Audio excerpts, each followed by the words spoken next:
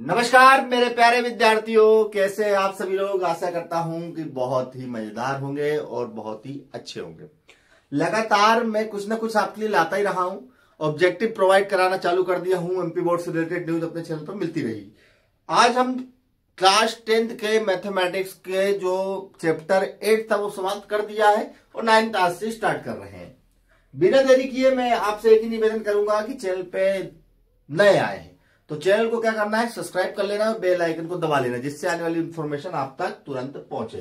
Part 9 का नाम है त्रिकोणमिति के कुछ अनुप्रयोग। त्रिकोणमिति के कुछ अनुप्रयोग यानी कि अगर 8 चैप्टर आपको बहुत बेहतरीन तरीके से अगर समझ में आया है तो निश्चित तौर पर 9 चैप्टर तो चुटकियों में सॉल्व हो जाएगा। और ये एक ऐसा पार्ट है जिसमें हमें फ्री के नंबर मिलते हैं। बिल्कुल सिंपल से सवाल रहते हैं और फ्री के नंबर ले जाओ। ये पार्ट बोलता है मेरे पास आओ और फ्री के नंबर पाओ। ठीक है, तो चलिए बिना देरी के दृष्टि रेखा, अवनुन्यन कोण और अवनमन कोण, ये 3 चीजें मिलकर बनी है। अब हमको ये समझना है कि इसमें दृष्टि रेखा क्या होती है। अब दृष्टि रेखा के बारे में एक शब्द में ही बात करेंगे अपन। यदि मैं किसी वस्तु को देख रहा हूं, यहां पर मैं खड़ा हुआ हूं, यहां पर कोई मीनार है, इधर मैं हूं, ये देखिए मैं बन रहा हूं अपने आप को। यदि मैं यहां कोई वस्तु रखी हुई है, उसको मैं देखता हूं,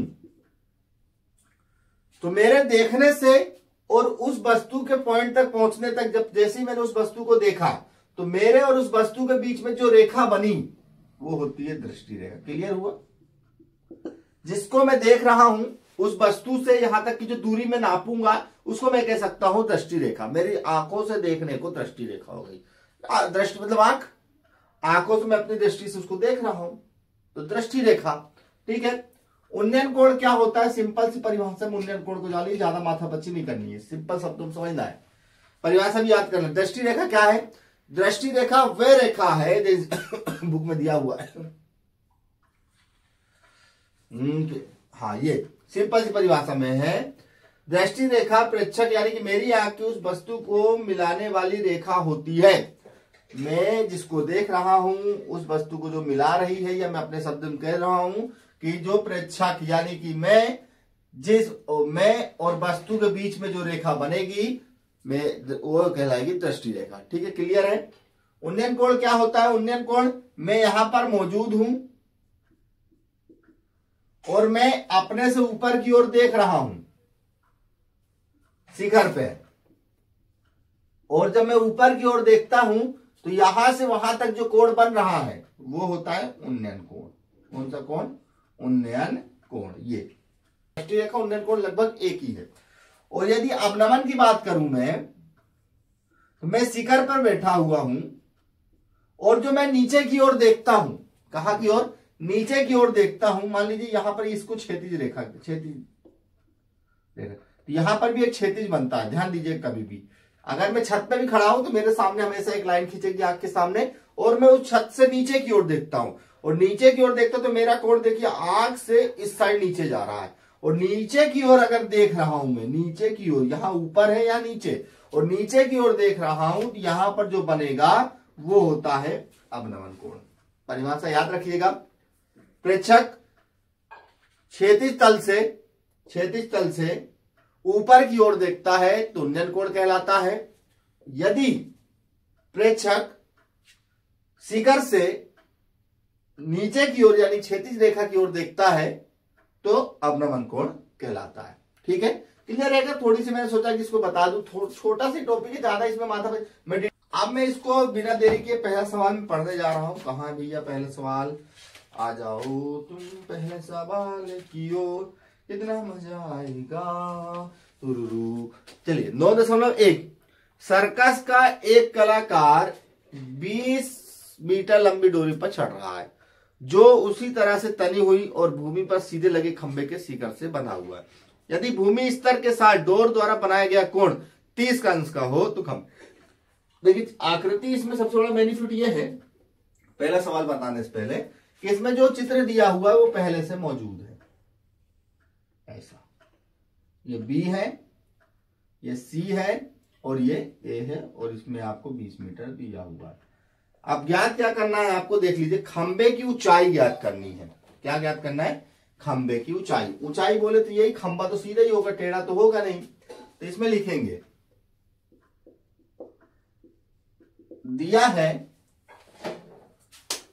ज्यादा माथा पच्ची नहीं करनी अपने यहां। डोरी की लंबाई AC बराबर 20 मीटर, ठीक है। और कुछ भी नहीं दिया है इसमें, कोण दिया है। अब देखिए क्या है इसमें, कौन सा कोण बन रहा है ये भाई? व्यक्ति कहीं से भी है, यहां पर कौन सा कोण बना है? उन्नयन कोण। क्यों? भूमि पर सीधे लगे खंबे के शिखर से बंधा हुआ है, भूमि से शिखर पे बंधा है, भूमि से लेकर शिखर तक बंधा हुआ, यही बोला उसने। यानी कि उन्नयन कोण दिया है। उन्नयन कोण कितना दिया? थीटा बराबर 30 अंश। जब भी कुछ दिया रहेगा मैं आपको वैसे ही बता दूंगा। और आपको खंबे की लंबाई क्या ज्ञात करनी? खंबे की लंबाई AB बराबर आपको ज्ञात करनी। त्रिभुज ABC में अब देखिए सबसे चीज यहां समझना है आपको कि क्या लगेगा, क्या सोल्व होगा इसमें। देखिए आपको लंब ज्ञात करना है और कर्ण आपके पास दिया है। तो लंब बटे मेरे हिसाब से कर्ण किस में आता है? ये साइड में अपने लिए लिख देना, साइन थीटा में। लंब बटे कर्ण साइन थीटा। तो यहां पर जो लगेगा वो लगेगा साइन थीटा बराबर लंब बटे कर्ण। लंब कितना है? AB, कर्ण कितना है? AC। साइन 30 बराबर AB का मान कहां है भैया? ज्ञात करना है। AC का मान 20 है। साइन 30 का मान कितना होता है मैं आपको बता रहा हूं। देखिए याद नहीं किया तो ये देखिए, साइन 30 का मान जो होता है वो 1/2 होता है, ठीक है। मान इसलिए भी बहुत जरूरी है, मैं आपको बता दूं कि अगर एक भी गलत हो गया ना तो वीडियो बहुत लंबी हो जाती है। तो 1/2 साइन 30 का मान और AB बटे कितना हो गया? 20, ठीक है। तिर्यक गुणा करते हैं तो 1 का गुणा 20 से कर दीजिए और 2 का गुणा AB से कर दीजिए। तो 20 बराबर 2AB। इंटू संख्या कहां चली गई? बटे में। तो यहां देखिए 10 से काट दिए, 2 धाम 20, 10 मीटर बराबर AB आ गया। अब AB किसका मान था? खंबे की लंबाई। यहां बड़े प्यार से लिख देना, अतः खंबे की लंबाई 10 मीटर होगी। ये लीजिए, ना कोई दिक्कत ना कोई परेशानी, बिल्कुल सिंपल सा तरीका मैं आपको बता दिया हूं। चलिए तो अगला क्वेश्चन भी देख लेते हैं। यदि कुछ भी समझ में ना आए तो वीडियो थोड़ा सा पीछे कर लीजिएगा जिससे आपको दिक्कत। दूसरा जो सवाल दिया है वो क्या दिया है? आंधी आने से एक पेड़ टूट जाता है, ठीक है। देखिए एक आंधी आई, एक ये पेड़ मान लेते हैं हम, ठीक है। ये पेड़ मान लिया मैंने, ठीक है। और जाहिर सी बात है कहीं ना कहीं तो जमीन पे खड़ा ही है। पेड़ इस प्रकार शिखर को छूने लगता है कि उसके 30 अंश का कोण बनाता है। पेड़ के 5 बिंदु से ये जहां पेड़ का शिखर जमीन को छूता है। चलिए देखिए क्या दिया हुआ है एक बार पुनः। आंधी आने से एक पेड़ टूट जाता है, टूटा हुआ भाग इस प्रकार मुड़ जाता है कि पेड़ का शिखर जमीन को छूने लगता है। और शिखर से कितने, मान लीजिए यहां से टूट गया पेड़, और यहां से टूट के ये गिर गया, यहां से टूट के इतना गिर गया, यहां से टूट के ऐसा गिरा, तो ये जमीन को छूने लगता है, ठीक है। और 30 अंश का कोण बनाता है, ठीक है। पेड़ के 5 बिंदु की दूरी, 5 बिंदु की दूरी और पेड़ की ऊंचाई, 5 बिंदु की दूरी जहां पेड़ का शिखर जमीन को छूता है वो 8 मीटर है, ऐसा इसने बोला है। पेड़ की ऊंचाई ज्ञात करनी, यानी कि टोटल ऊंचाई हमको ज्ञात करनी है, ठीक है। पेड़ की टोटल ऊंचाई हमको ज्ञात करनी, बाकी तो कुछ नहीं दिया है हमको, सिंपल सी परिभाषा है।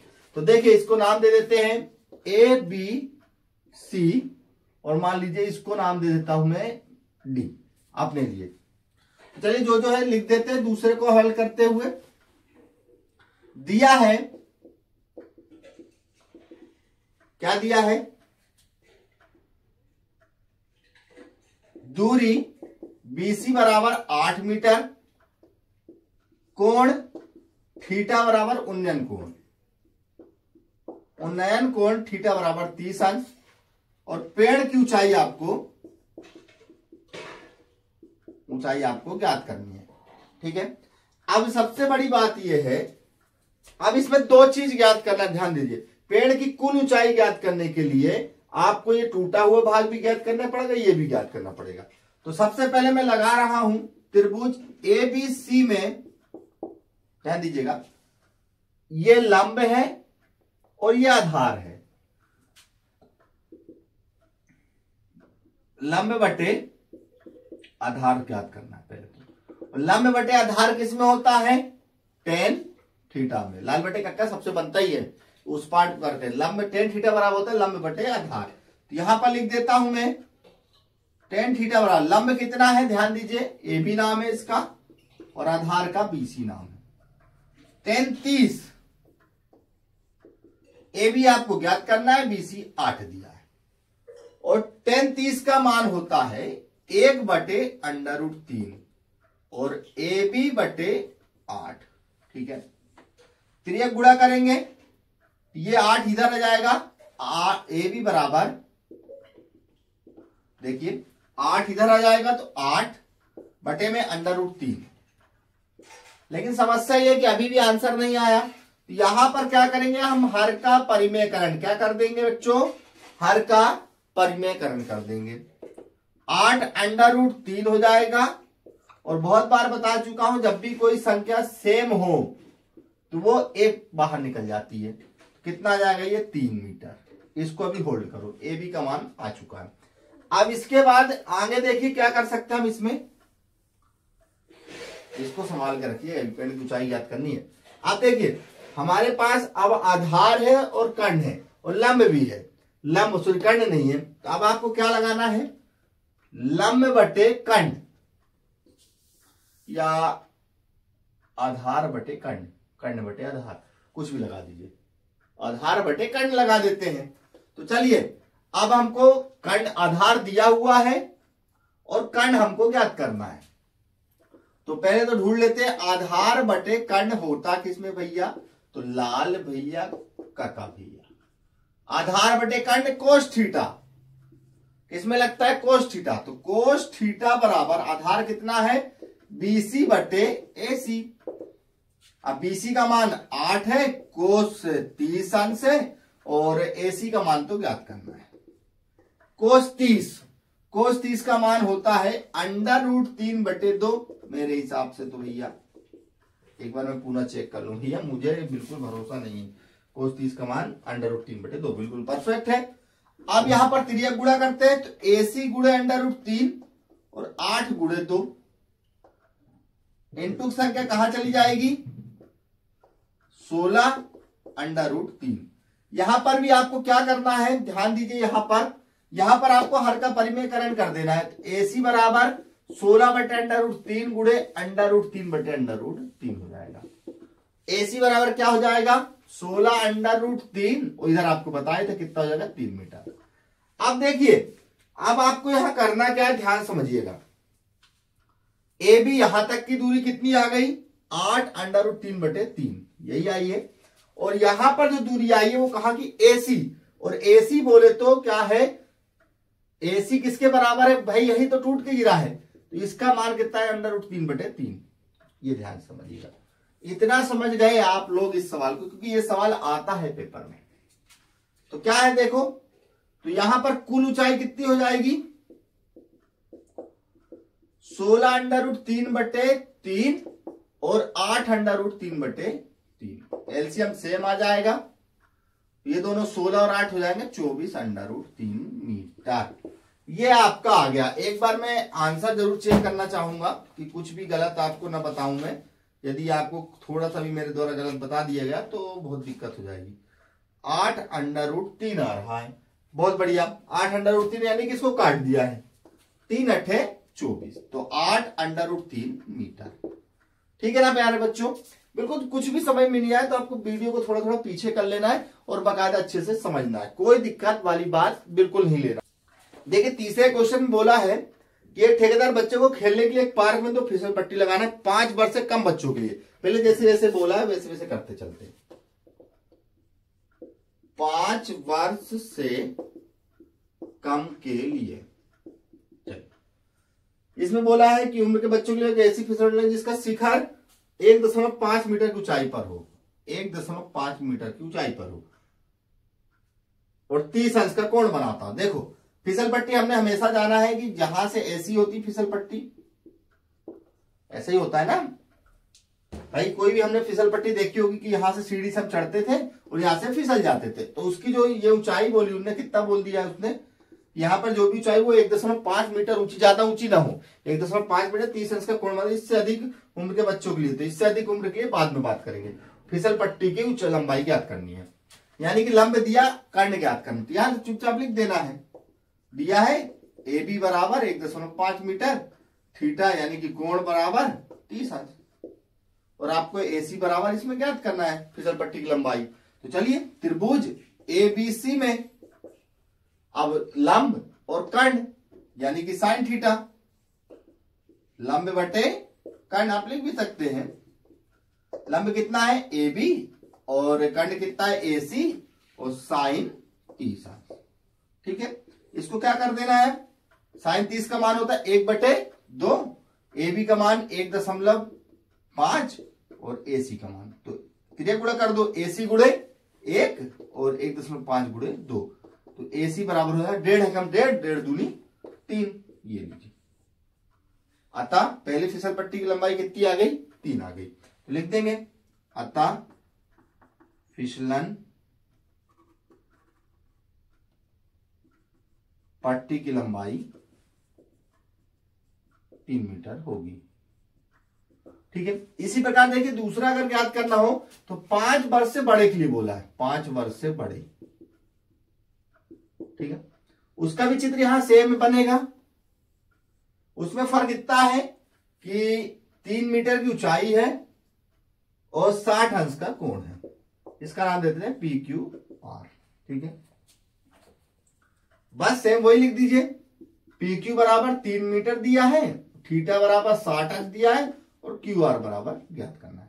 तो त्रिभुज पी क्यू आर में वही सेम साइन थीटा बराबर लंब बटे कर्ण, साइन 60 लंब पी क्यू और पी आर। साइन 60 का मान √3/2, पी क्यू का मान 3 और पी आर बराबर कुछ नहीं। फिर गुणा कर देते हैं, पी आर गुणे √3 और 2 गुणे 3 हो जाएगा। सिंपल सी, कोई दिक्कत नहीं लेना है ना। तो पी आर गुणे √3 बराबर 6, इंटू संख्या कहां चली जाएगी, 6/√3। यहां आपको क्या कर देना है, त्रिया गुणा कर देना है, और त्रिया गुणा जब कर देंगे तो क्या होगा, 6√3/3, 3 दूनी 6 मीटर। इसमें भी लिख देंगे ये चीज। अच्छा, फिसलन पट्टी की लंबाई 2√3 मीटर होगी। त्रिया गुणा आपको बताई दिया, सब लगभग इस सवालों में, बहुत से सवाल में हो गई होगा। पहला सवाल भी मोस्ट आईएमपी है, दूसरा भी मोस्ट आईएमपी है और तीसरा सवाल भी मोस्ट आईएमपी है। तो बिल्कुल सिंपल तरीके से मैं करवा रहा हूं, आप लोग किसी प्रकार से दिक्कत नहीं लेना। अब जैसे अगला सवाल में क्या बोला है, भूमि के एक बिंदु से जो मीनार के 5 बिंदु से 30 मीटर, भूमि के एक बिंदु से जो मीनार के 5 बिंदु से कितनी दूरी पर है, 30 मीटर की दूरी पर है। ठीक है, शिखर से उन्नयन कोण कितना बन रहा है, 30 अंश का। मीनार की ऊंचाई आपको ज्ञात करनी है, ए बी सी। तो लिख दीजिए, दिया है दूरी बीसी बराबर 30 मीटर। ठीक है ना, उन्नयन कोण कितना दिया है, थीटा बराबर 30 अंश। मीनार की ऊंचाई कितनी दी है, ए बी बराबर ज्ञात करना है। अब देख, त्रिभुज एबीसी में, एबीसी में क्या है, लंब ज्ञात करना है, आधार है, लंब आधार। लंब आधार किसमें होता है, tan थीटा में। tan थीटा बराबर होता है लंब बटे आधार।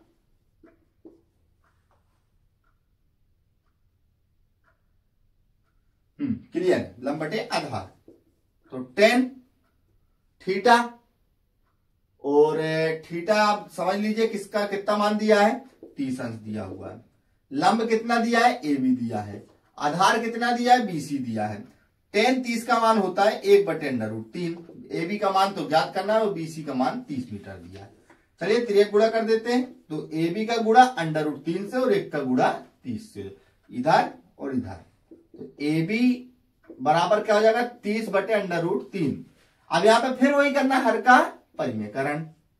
तो ए बी बराबर 30 √3 बटे 3, इससे इसको काट देना है। सेम सवाल है 10 √3 मीटर, ये लीजिए।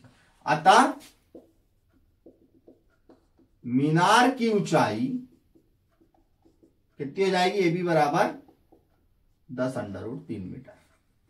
तो मेरे प्यारे विद्यार्थियों, यहां क्वेश्चन नंबर 4 तक ही आज मैं सोल्व करवाऊंगा। और ये जब 4 क्वेश्चन आज आप लगाएंगे बेहतरीन तरीके से, दिन भर लगा लीजिएगा और बनने ही चाहिए। चारों सवाल बहुत ही सरल है, एक उन्नयन कोण आएगा ही आएगा, ये 100% है। अब नमन अगर ना भी बना तो उन्नयन तो बनना ही बनना चाहिए।